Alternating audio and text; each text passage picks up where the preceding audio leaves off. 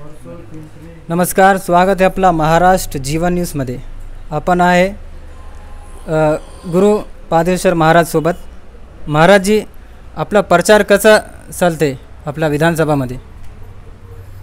आता या वसमत विधानसभामध्ये आपण पाहत असाल की आज गेल्या काही दिवसापासून एकदम व्यवस्थितरित्या या ठिकाणी प्रचार चालू आहे।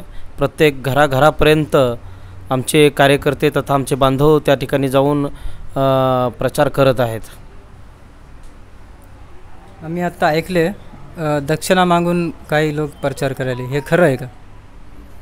दक्षिणा मागून म्हणजे खऱ्या अर्थाने तो माझा धर्मच आहे भिक्षा मागण्याचा।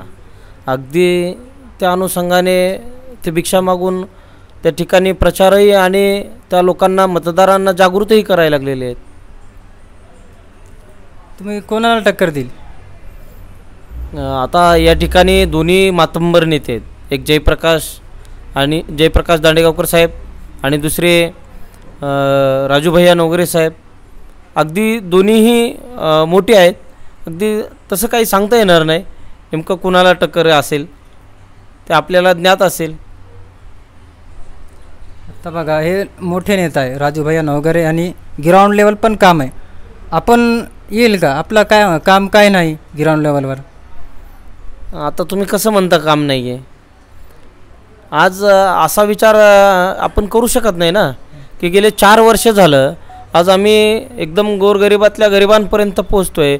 अगदी मग ते शेतीचे त्यांचे कामं असतील, मग ते आरोग्य व्यवस्थेची कामं असतील, मग ते शैक्षणिक विषयी कामं असतील, अगदी 4-5 वर्षापासून आम्ही करत आलेलं आहे। त्यामुळं सर्व माझ्या मतदार बंधू आणि भगिनींना कळतं आहे, तथा सर्वच जनतेलाही कळतं की महाराज काम करतायत की नाही। अगदी त्या बेसवरती लोक निवडून देतील ही मला गॅरंटी आहे। आपले मुद्दे काय राहील वसमत विधानसभामध्ये? आपले मुद्दे काय राहील?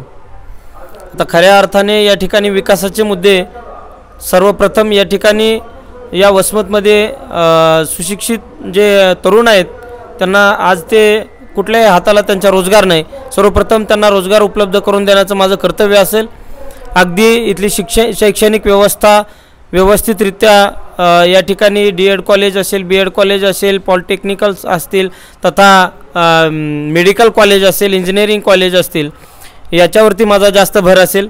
त्याचबरोबर इथल्या शेतीविषयी अधिक माझ्या शेतकरी बांधवांना अनेक नवनवीन प्रकारचे शेतीबद्दलची माहिती तथा त्यांना अनुदानाच्या माध्यमातून या ठिकाणी मदत करण्याचा प्रयोजन असेल। त्याचबरोबर इथल्या माझ्या माता भगिनींना लघु उद्योग तथा गृह उद्योग याची निर्मिती करण्याचं या ठिकाणी हे विजन असेल।